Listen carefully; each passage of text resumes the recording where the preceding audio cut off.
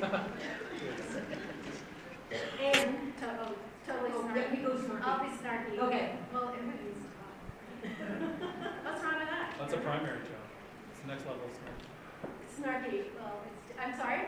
Well, it's a primary job. It's a Isn't that primary what job. It's an economic actual developers job. want? Yeah. You're actually going to get dirty. Oh. So, the corona. Oh, actually, this is somewhat snarky, but this one is actually really seriously true. And I would suggest that you share your thoughts about everybody needing a job and how silly archaeology is with this gentleman, except that you can't because he died protecting his country's treasures from the destruction of ISIS. And so I kind of wanted to make the point here that these things really are important. He can no longer defend himself because he died defending what some people question us doing every single day. So if they're so, especially in other countries and ancient cultures, if they're so convinced that what we do isn't important, perhaps they ought to go to a little civics class or something like that. But anyway, it's very, very sad, lovely man, and he's no longer here to defend what he does. So, archaeological sites, they can be really powerful places. They shape not only the local cultural history, national cultural identity, because of what we learn from the archaeological sites. They have the power to undermine ideologies and narratives. The destruction of archaeological sites and artifacts doesn't happen because they are meaningless. They are destroyed because they have so much meaning to the culture they're trying to destroy. So, well, I'll give you an example of Park County. Park County has cultural history that goes back 12,000 years. And without knowing that, what do we know about that rugged place? Only about the people that came or the more recent Native Americans. But by going back 12,000 years, now we get a picture of how did these people use this land. So if somebody's saying it's not important, if you want to know the importance of the place, that's how you find out. You have the results from the archaeology. Those are good answers. Any others have any ideas on that? On archaeology? Not yet. Okay.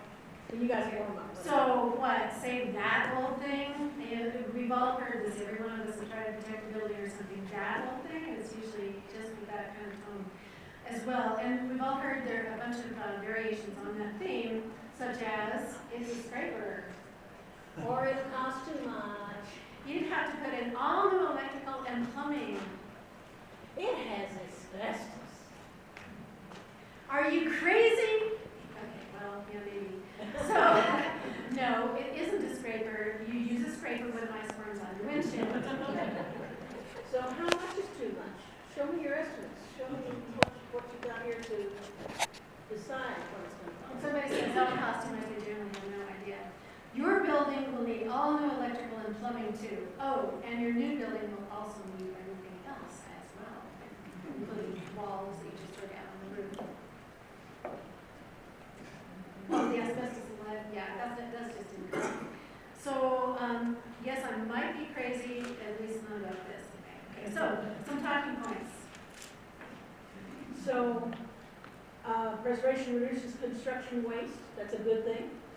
Some of the complaints, EPA estimates 25% to 50% of landfill is construction waste. If you've been out to landfill, you know what they're talking about.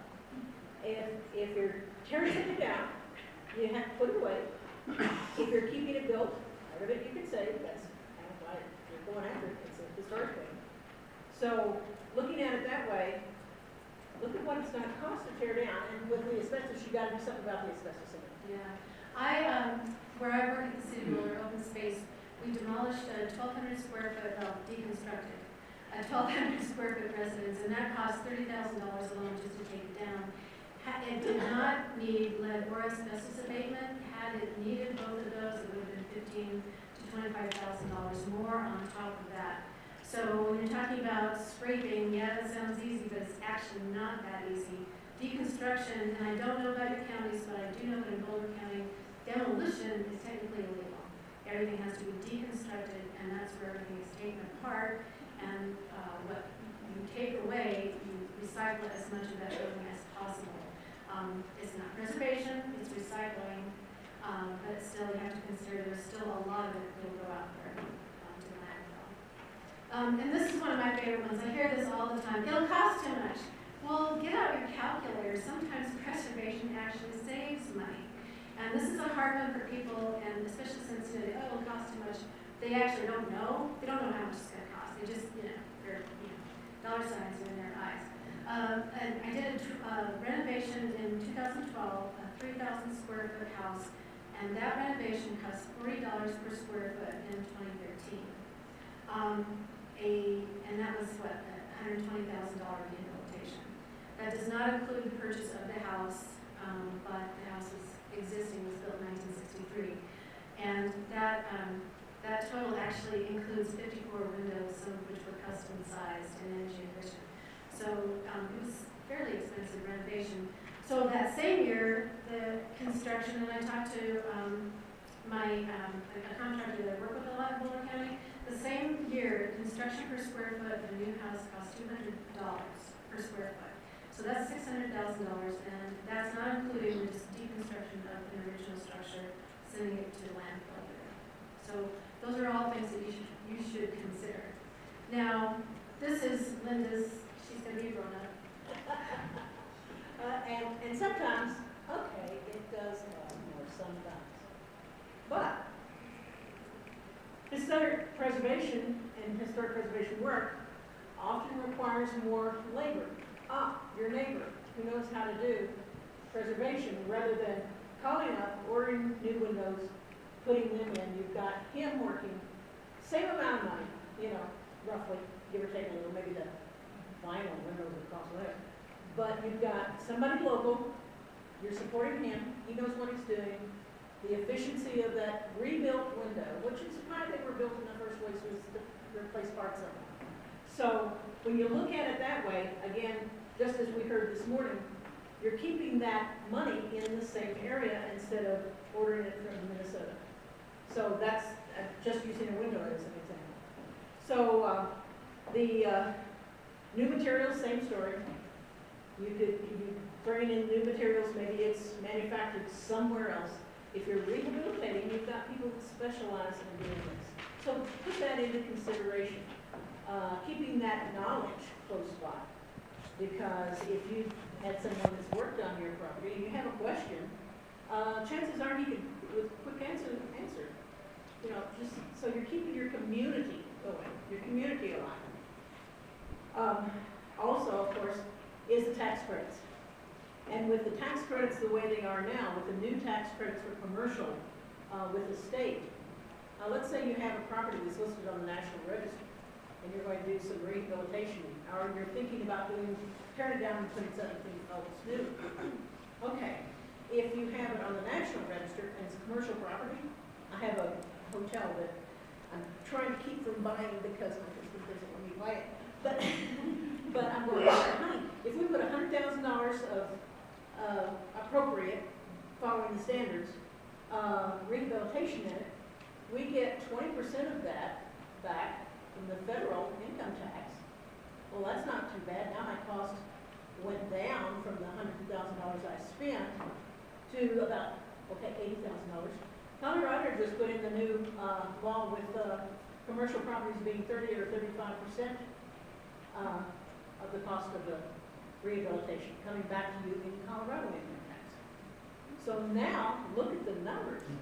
At what point can you, it makes more sense financially, if all you look at is financially, makes more sense to rehabilitate that structure that's been there a long time and people have become attached to and might even feel better about your business. So, thoughts? Yeah, so in all seriousness, do take out your calculator or your cell phone calculator and work with some of these numbers. When somebody says it's going to cost too much, it's a little more complicated than just saying that. So on to the next one. I want to designate it as historic. I won't be able to do anything with it. And of course there are variations on that theme, for instance. Yeah. It's on the National Register. They're gonna, it's protected. I can't do anything to it. They'll tell me I have to paint the door green. Well, snarky, the snarky part of me says, if only it were that easy to protect your beautiful historic property from your me. Okay, the grown-up. The National Register designation has no bearing on the property rights. Doesn't say what you can do, what you cannot do. The whole thing, the whole idea of this was to recognize what's important in this country. And we have to go back to remembering that and making sure that's the message, because somewhere along the line, boy, did they get the wrong message. So if it's National Register designation, you can paint it. You can even tear it down. But, and we will all stand around and cry, but that's still a property right. Local designations have some more teeth. In Park County, they don't. We've kept them as honorary only, and we use the old law. But in Park County, if they bought an old building and there's so much room to build a new one, they probably bought it because they liked it. So they're more willing to come to us and say, okay, how can I say this? What can I do? And that opens the dialogue immediately. So we get a chance to share with that. And so do your communication before you purchase a building. Let me know that you're thinking about purchasing. And don't have the bulldozer lined up in front of it. Right. Now Boulder County is quite different. Boulder County designation does have teeth, and the city of Boulder designation does have teeth. But my question is somewhat after watching the Engagement Places program this afternoon. But at any rate, so check with your county, so make sure that what you're telling people is local to you, changes around the state. Yay! I just bought a house, but it's an old house, and first thing I'm going to do is put in all new energy efficient windows. It's going to be so exciting, because all the warm air escapes from the windows. I'm going to save so much money. So the nice salesman told me. Okay, here's my snarky remark to that. No, you won't have to get all new windows, or gullible much? Okay. Grown-up response. Okay, and again, suggest that you look this up. What really works? According to Angie's list, a new vinyl window in Denver area should cost between $450 and $600. New wooden windows between $800 and $1,000 each. But the repair, and we're still talking about the guy down the road who knows how to do this correctly. Actually, Liz had been on that. The repair of the original windows, construction of custom storm windows. Cost my project between $300 and $450 each. And remember, those windows have to go to the landfill. Yep. Can't be reused at that point. And this is really actually important, so I'm actually not being snarky here at all. It's because it's actually kind of a little bit dishonest, and I hope there aren't any minor window salespeople in the audience. But I've seen a number of television commercials. You see them every day. They promise sometimes even 50% energy savings, and this is what you're going to get. So if you do some research, and I suggest you do, it's very available online. It's pretty much how I did most of mine. Studies indicate that in most cases, most or only approximately 10% of the heating loss is through the windows. 90% is lost in the gaps in the roof, walls, floors, and chimneys. Chimneys are especially bad. So that smoky fireplace that they want is going to be a lot worse than the windows. So if you follow that formula, and I'm not a mathematician, but I think I got this right. If you reduce the heat loss through the windows by 50%, that will result in 5% reduction in heating bill. Now that's not huge. I mean it's not small. I mean sometimes, especially this time of the year, as cold as it's been, that can be a substantial amount of money. But if you're planking down $10,000 to $20,000 for new windows, and the lifetime of those windows is 10 to 20 years, it's not going to come back. And this is something that you can sit down with a pencil and paper and figure it out for your local areas.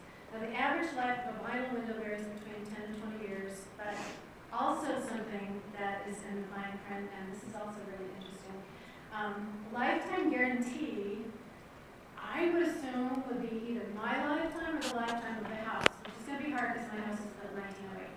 But the lifetime of me, or when I owned it, that would make sense. It's actually just the lifetime of the window, so I'm not entirely sure what they're guaranteeing there, but it is a pretty awesome way to sell something. So, one more thing on this. I was visiting another city, and there was a new company, and their windows were even better. And as you listen to the ad, we're going to put in new windows, and oh, by the way, we're going to insulate your attic, we're going to insulate around the windows and seal it up, and we'll guarantee that you get X amount of energy savings. Well, guess which part of it was saving the energy? Yeah, so understand and be able to communicate that. I just signed with somebody and he's gonna give me free insulation if I put in these windows and can you go walk around your window now? Yeah, the repair of the windows, and that was only, one of the rehabs I did, the windows were in really terrible condition, so a lot more work had to be done. So that was averaging about $300 per window. But the other rehab that I did was only about $140, and that includes the custom storm windows, and they can be made, and the contractor learned to make them from the Secretary of the Interior standards. So it can be done in on my Boulder County Historic Preservation Plan. People were just tickled with those windows and wanted the contractor, and I'm probably going way down the bottom of this list because he's got so many more people that want windows from him. So, in conclusion, and I can't stress this enough, arm yourself with research and make sure it's local so that it's for your town, for your county. I had some stuff for, specific for Denver. Angie's List for the windows was for Denver, but Angie's List or whoever probably has some